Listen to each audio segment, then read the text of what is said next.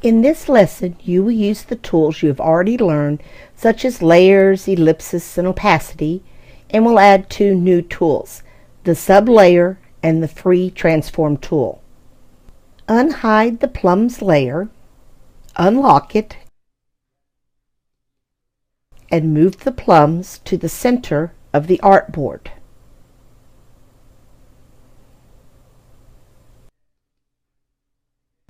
Then lock the layer. The plums are also ellipses.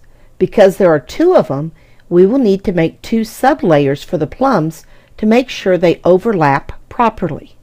Create a new layer above the plum layer. Then create a sublayer underneath that layer.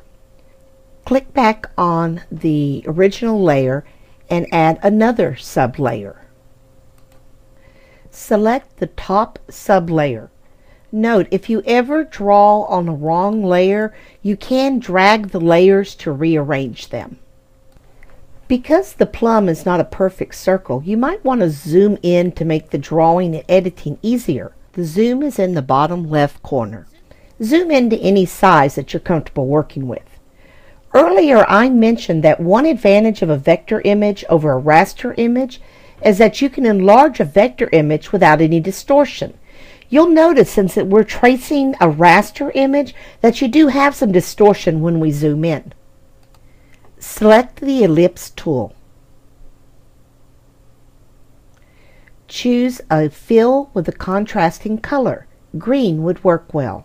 Using the ellipse tool, hold down Alt on Windows or Option on Mac and click in the center of the plum on the right and drag out to make a copy the same size and shape as the original. We're not holding down the shift when we drag, since the plums are more oval in shape and not perfect circles. Change your opacity to 30%. You might need to drag up and down or right and left on the anchors to get the shape just right. Once the plum shape is correct, hide it and choose the bottom sublayer. You cannot see the entire plum because it's partially hidden by the front plum. Just visualize what the whole plum would look like and draw your ellipse.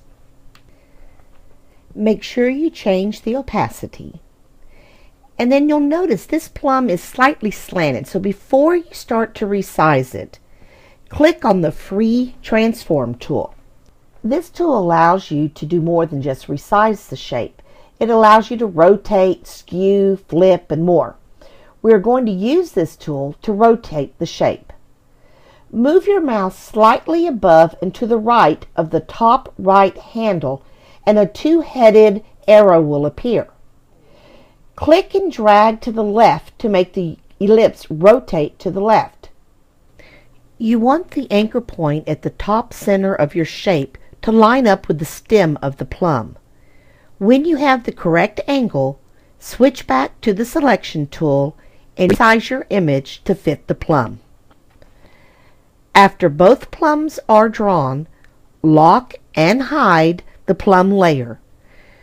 We will come back later to work on the colors, highlights, texture, etc.